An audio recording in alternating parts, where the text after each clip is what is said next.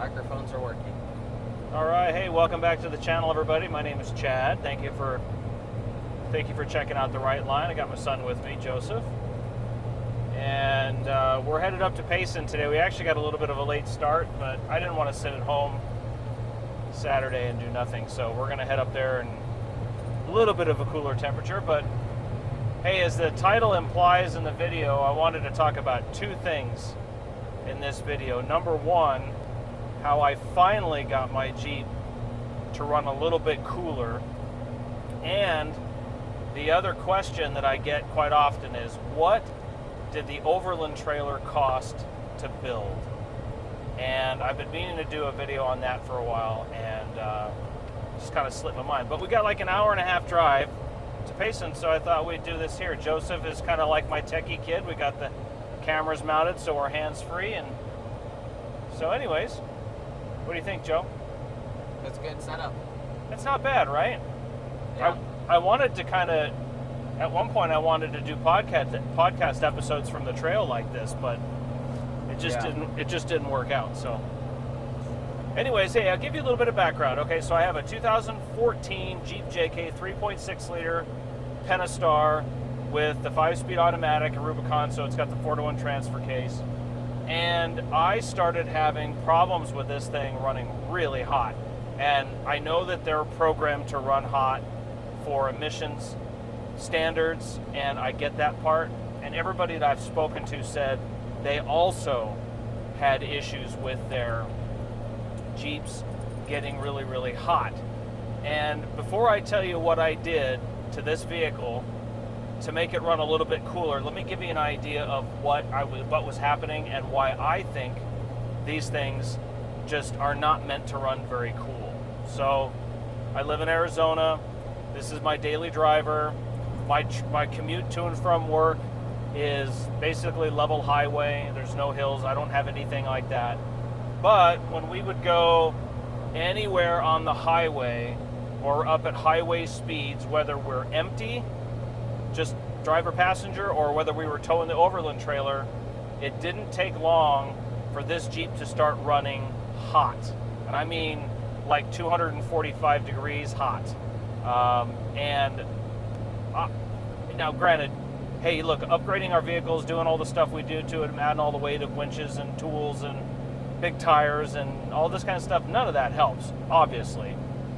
But out of the blue, this started running hot, and I thought, okay, well, something's obviously wrong.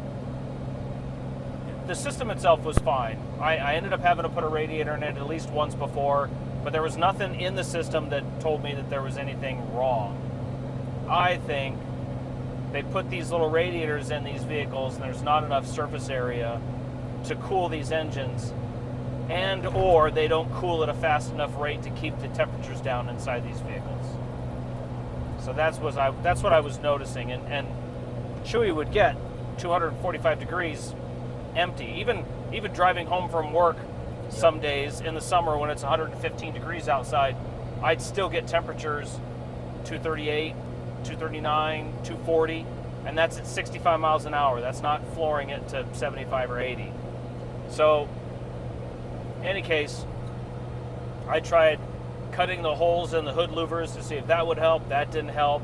I tried pulling the inner fender liners out to see if that would help. That didn't help. I tried putting vented hood fender liners in. It didn't really help, but it looked good. It keeps debris out of the engine compartment.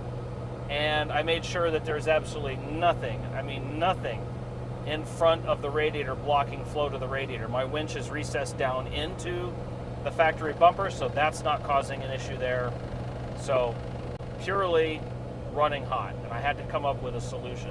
So these are the three things that I did, and as a result of these three things, the Jeep is running significantly cooler. Okay, so number one, the radiator in the Jeep, the second radiator I put in it, started leaking, and I didn't really want to put the same size radiator in this Jeep. It had to have something bigger. I wanted something with more volume. My thought process was, if I have more volume of antifreeze, there's a higher capacity to cool, and probably a better rate of cooling. So, big gamble. I bought an AFE GT, I think it's an AFE GT, all aluminum radiator for my Jeep. That radiator, they claim, is 75% bigger, it's thicker, and it's also taller. So there is some modifications to get it to fit, but the point is more coolant volume.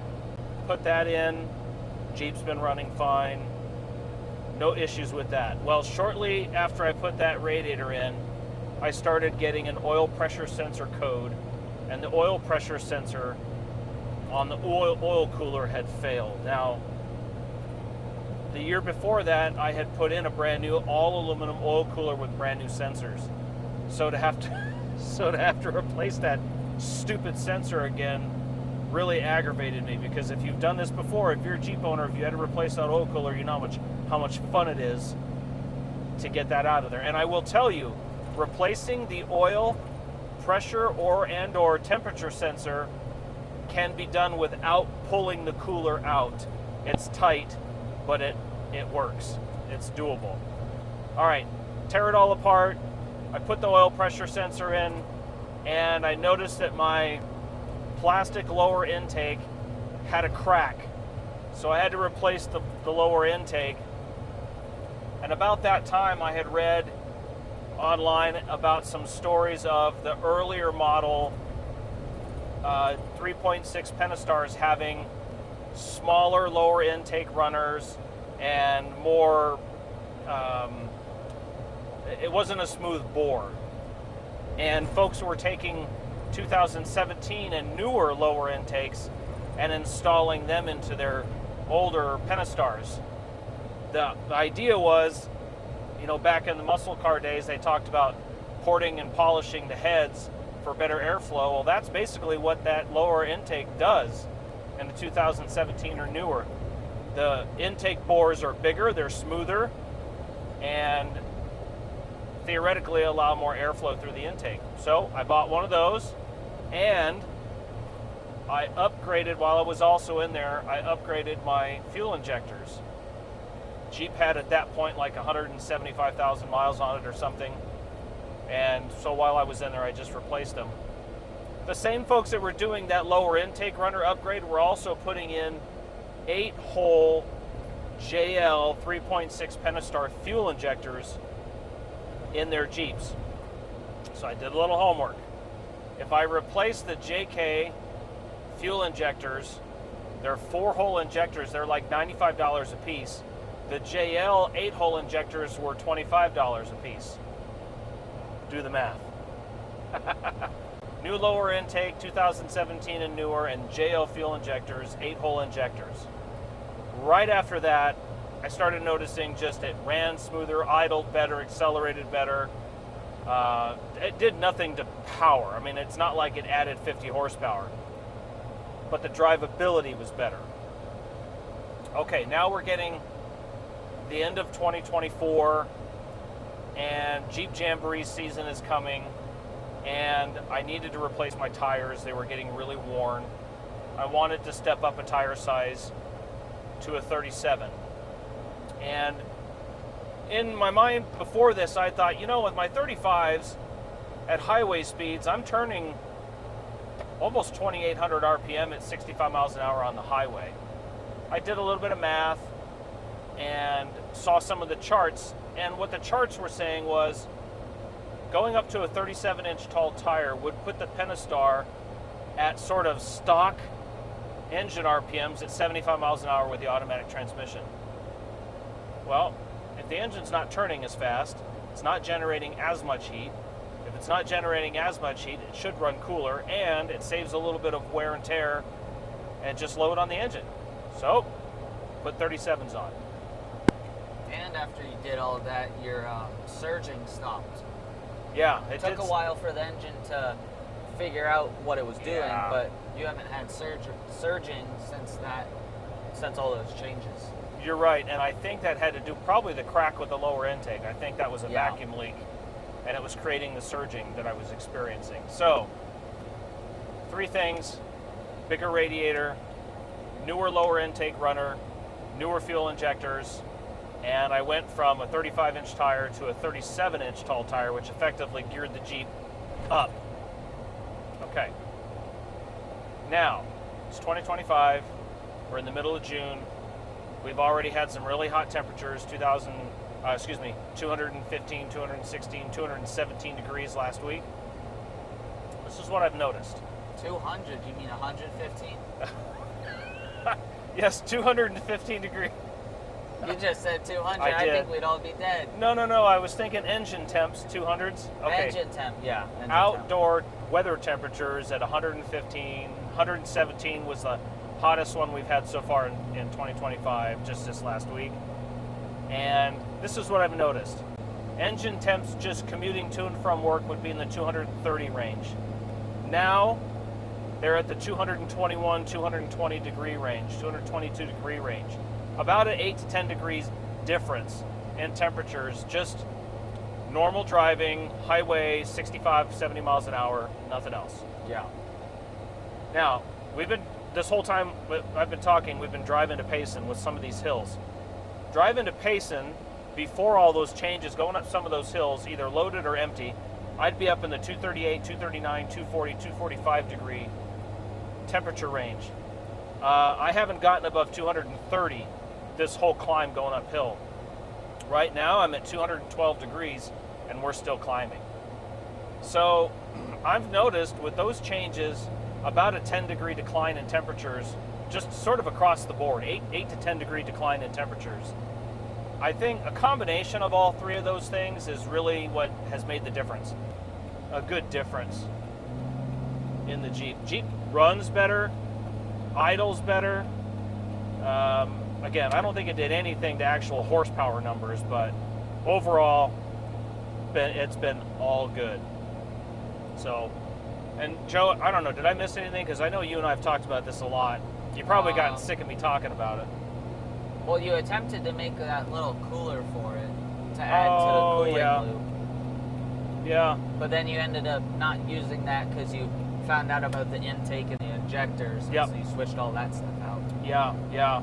Well, my plan was, before I put the bigger radiator in, I bought a second JK heater core. I built a frame around it, and I put a fan on it, and I was going to mount that on the vehicle somewhere. It added about an extra quart and a half of antifreeze, and I was going to plumb that into the return going into the engine after the heater core with a fan, so I could turn that fan on, and it would just be one more opportunity to blow some heat off the engine. But I didn't follow through with that because I put in the bigger radiator instead. That seemed to make a big difference. So nothing else has changed. I don't have a programmer. I haven't messed with any of the programming. The engine is virtually stock except for the Volant air intake I put on there and the Flowmaster Exhaust. catback exhaust. It's basically like a Delta 50 series muffler. I removed the resonator in the back. That didn't really do much of anything. But my thought was that if the Jeep is eating better, it's shitting better, and that should help as well. So I guess between all of those things, I've noticed a 10 degree drop in engine temps. So, which 10 degrees doesn't seem like a whole lot, but realistically, it is. Oh yeah. Yeah. Well, if you get these JKs up to 250 degrees, they'll go into limp mode. Yeah, and then you don't have any power. Right. So up until prior to that point, the only thing I could do would be to just back out of the throttle, bring the engine RPMs down. But that was a consistent thing that I noticed. When the engine RPMs were down lower, it created less heat, and it ran better. Well, that's just with anything. Like the higher, of course, the higher it's spinning, the faster it's spinning, you're gonna have more heat. Well, that's partly how I justified going up to a 37. Yeah. Because it effectively geared the Jeep down, or up rather. Yeah, geared it up to bring the RPMs down. Yep. So all of those things seem to help. On average now, I'm seeing temps between 221, 230, 232, and 230. Probably I think 235 was about the highest I've seen, but that was pushing it up a hill. So overall, hey, if you've done any of those things and you've seen lower engine temps, good for you. You take any of these things that I've done, put them to work on your Jeep and see if they help. You know, that's always good. Hey, this Jeep has over 200,000 miles on it, and I want it to last as long as possible. So anything I can do to make it run cooler, last longer, top of the list. Yeah. So, okay. So that was the first topic. Second topic I wanted to talk about, and folks have asked me about this, is what did it cost for me to build the Overland trailer? And I have a total. I rounded it up just a little, but in any case, background on the trailer. We were pulling a 12-foot travel trailer made by Sunray. It was a Sunray 109 behind this Jeep. And we quickly realized it was not working for our needs. Dry, it weighed like 1,600 pounds. Loaded, probably close to 18-ish. Yeah. And the capacity for the two-door towing is 200-pound tongue weight and a 2,000-pound towing capacity. So I wanted to get a little bit lower than that. Sold off the travel trailer and decided to build my own Overland trailer. The box is 4 feet wide, and from tongue to tail, it's 8 feet long. It's got a 31-inch tall tire on it, and the trailer with the rooftop tent and the battery in it weighs 1,250 pounds empty. It was constructed out of 2-inch square tubing. The tongue and the sides of the frame are 3/16 thick. Everything else is 1/8 inch thick. So I wanted to put a little bit extra girth where it needed to be. And then underneath the frame on all of the major joints, so truss to frame, tongue to frame, and all that, those are plated, backup plated with fish plates at 3/16. So overkill, yeah, that's okay. I don't mind that. Anyways. Overkill is better than no kill. Yeah, right. Trailer's great. It's got lights. It's got 2 drawers in the back for more ride for storage in the refrigerator. Got a 100 watt hour milliamp watt hour battery in the tongue. Power inverter. Rooftop tent. It's like a 2.5 person rooftop tent. It's got an awning. 270-degree awning, and it suits our needs. It's everything that we've wanted in the trailer. I've got the annex for the rooftop tent, so I put that down all the way to the ground, and we've got plenty of storage room. Oh, look at the rock crawler. Squirrel! Very nice buggy. Yes, very nice. So anyways, the Overland trailer, if I round up with everything, tires, wheels, it also has 10-inch brakes. Everything. $7,500. That's what it cost to build the Overland trailer. Yeah, nowadays you could probably build 2 or 3 of them for that price. Well, if I'd built the Overland trailer about 8 years ago, I could have probably built close to 2 of them for that amount. Oh, yeah. Prices of steel and everything are way up. Yeah, you could probably build half of one now. Yeah. Another rock crawler. Squirrel. I bet you I know where they were. Yeah, they were probably on Pyatt Draw. I bet you they were on one of the trails in Mason, because I know there's quite a few hidden ones up there. Yeah, there is. I started building the Overland trailer in August, and I finished it, let's see, that would have been August of 23, and I finished it in May of 24. Yeah. And, Yeah. Yeah. Took me a long time, that's fine. I wanted to take the time to do it right and suit my needs. So, now the Overland trailer, it's really like the biggest project, like fabrication project that I've had. Other than my axles for my TJ, because we're doing the axle swap. Yeah, we're doing the axle swap, yeah. So, anyways, I thought that's pretty fair. $7,500 isn't too bad to build that trailer. I had looked at buying a trailer before building the Overland trailer, and it was $15,000, and it was about everything that my Overland trailer has in it already. So I built it for about half that cost. Yeah. Doesn't include my labor, of course, or wire for the welder, gas for the welder, consumables, and all that kind of stuff. Doesn't include any of that, but just for materials for the trailer and parts that I put into it, $7,500. So, I think those little towers they were building dead are power lines. Yeah, maybe so. But anyways, back to the trailer. Yeah, so that's really about it on the trailer. It's been wonderful. We've taken it on some pretty big trips. We had it on the trip to the Arizona Strip, northern Arizona. We've had it on several trips to and from Payson. The BDR. The BDR, the last third of the Arizona BDR, we took it there. Yep. And it's been wonderful, and it suits all of our needs. So, anyways, I'm curious what all of you might have for questions for either what I've talked about with the Jeep or with the trailer. If you have questions about any of that kind of stuff, put them down on the bottom, and then I'll answer them as quick as I get them.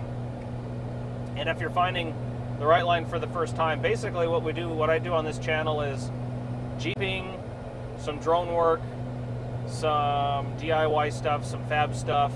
Right now, RC stuff. Some RC stuff. The latest uploads I've had are regarding Joseph's axle builds for his Jeep TJ. We're taking his 2001 Jeep TJ and we're putting underneath it JK axles. So I have a JK Dana 44 rear Rubicon axle that's going in the back, and a high pinion Dana 30 JK axle that's going in the front. They're both JK width, about 5 inches wider than the TJ axles. Yep. They're bigger, they're heavier, they're disc brakes. Spline counts are better, and they're going to have lockers, where his TJ doesn't right now. So upgrades all around. So, anyways. And my steering won't be that big around. Oh, it won't be the size of your pinky. It'll be a lot bigger. Yeah, we're going to use RTEC stuff, or not, excuse me. We're going to use RPM steering stuff. Yeah. Awesome stuff. Check them out. We're going to go up here to Payson, and we're either going to go sit above Pyatt Draw and see some of the locals driving the last obstacle Pyatt Draw, or we're going to go to the Natural Bridge, one or the other. It doesn't matter, as long as we're not sitting at home and it's not in 115 degree temperatures. So yeah, Payson's still hot, still 92 is the high, but that's a lot better than 115, 18, yeah, whatever. Well, if you sat around at the end of this video, thank you for doing that. Thank you for watching the video. Make sure you subscribe if you want to follow along with Joe's axle builds, or you want to just see what I'm up to. Leave a comment down below. Give me a thumbs up if you like what you saw. And I'll see you on the next video. Thanks for watching, everybody. Have a great weekend, and we'll see you on the next one. See ya.